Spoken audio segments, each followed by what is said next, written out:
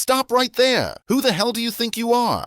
That's how it started. Karen screaming at me like I just committed a felony, but I'm getting ahead of myself. Let me rewind and tell you how a simple morning jog turned into the neighborhood incident of the year, because this one's unforgettable. It was Tuesday morning, 6:47 a.m. to be exact. I had my earbuds in, just finishing my third lap of my usual route, same path I'd taken every morning for 3 years. That's when I heard it. "Excuse me, excuse me." I pulled out one earbud, turned around, and saw this new face in an oversized security vest, arms crossed like he just caught a fugitive. "This is a no-running zone. You're trespassing," he declared, glancing at another guard standing stiffly nearby, nodding like a malfunctioning bobblehead. I looked at him, genuinely confused. "How can I help you?" Now let me be crystal clear. I've lived in this neighborhood for 3 years. Not once has there been a no-running sign, policy, or complaint. I jog the same route every morning, wave at the same old man watering his petunias, even bring dog treats for the neighbor's beagle. But today I was apparently a criminal. I tried ignoring them and kept running, hoping it was some kind of prank. But no, they followed me. 2 uniformed HOA security guards with shiny new boots and clipboards, like they were born for confrontation. I stopped again. "Seriously, I live here. I'm just running. I do this every morning." The second guard finally spoke. "This is private property, ma'am. HOA rules state no unauthorized activity. We'll need to verify your identity."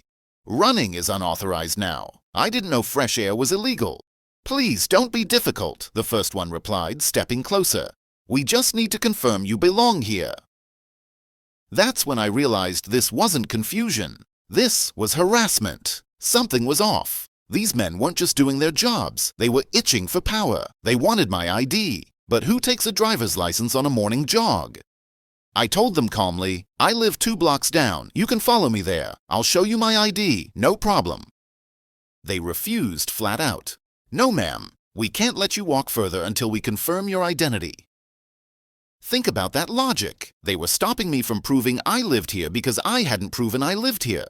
Brilliant. At this point, they had boxed me in like I was a suspect, not a resident. But what they didn't know, what they really didn't know, is that I'm not just some average jogger.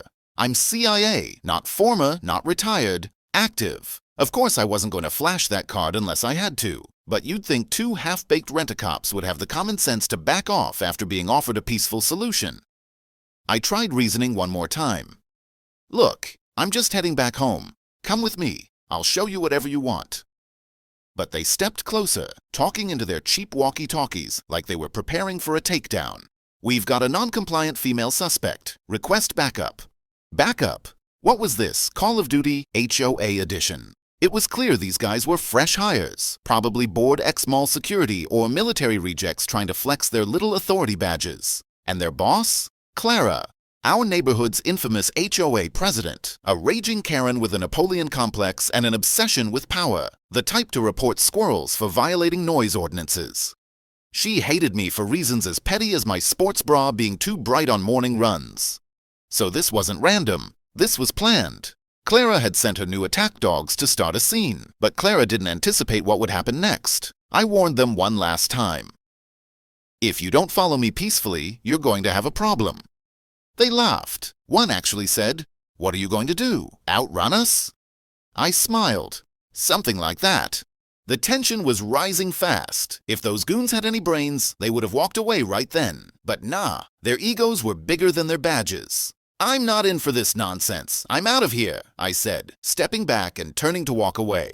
I was done playing games, but one of the HOA guards, the stocky white guy with the buzz cut and neon vest, lunged at me and tried to grab my arm. Big mistake. Before his fingers could tighten, I pivoted fast and slammed my palm into his chest, launching him flat on his back like a sack of concrete. The clipboard flew out of his partner's hands. The bald black guard rushed in shouting, "Ma'am, don't make this worse for yourself." I didn't even blink. He swung to grab me, and I caught his wrist midair, twisted, and used his momentum to flip him face first into the grass like a training dummy. He groaned and stayed down. The third guard, a skinny guy probably fresh out of some low-budget security course, had been hanging back but got bold, seeing both his coworkers down. "You're in big trouble," he yelled, pulling out his radio. I walked calmly toward him. He reached for my shoulder and instantly regretted it. I ducked under his arm and tripped him with a clean sweep. He hit the sidewalk hard, rolling over and whimpering. A neighbor across the street gasped loud enough to be heard and raised her phone to record. I looked around calmly, adjusted my ponytail, and muttered, "I warned them." 3 men, all groaning on the pavement, their pride shattered, and not a single one able to explain what just happened. Some folks had stepped out on their porches now, unsure what they were seeing, but fully glued to it.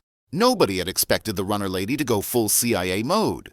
But I did, and the HOA goons were learning the hard way. I walked through my door like it was just another Tuesday. My husband looked up from his coffee. "So, how was your run?" he asked, half smiling. I raised an eyebrow, tossed my hair tie on the counter, and said, "Let's just say they won't be bothering me again." He laughed, but I wasn't joking. "Wait, did something happen?" I gave him a casual nod. The new HOA guards tried to get grabby. His smile dropped. "You okay?" I smirked. "Of course I'm okay. They're the ones who aren't." We sat down and I showed him the video someone had already uploaded online. It had spread like wildfire. Me tossing those security goons like yesterday's trash, all in high-def glory. One neighbor even added slow motion and dramatic music. The comments were gold. Then I made a single phone call. 10 minutes later, the security company was panicking. Within 2 hours, all 3 guards were fired. Clara, yes, the wicked HOA president Karen herself, tried doing damage control, but it was way too late. The neighborhood was buzzing. Folks who barely waved before were now saluting me when I walked by. Everywhere we went, people whispered, "That's her." Some even asked for tips on self-defense. It wasn't just respect. It was fear, admiration, power. And from that day forward, nobody messed with the CIA jogger again.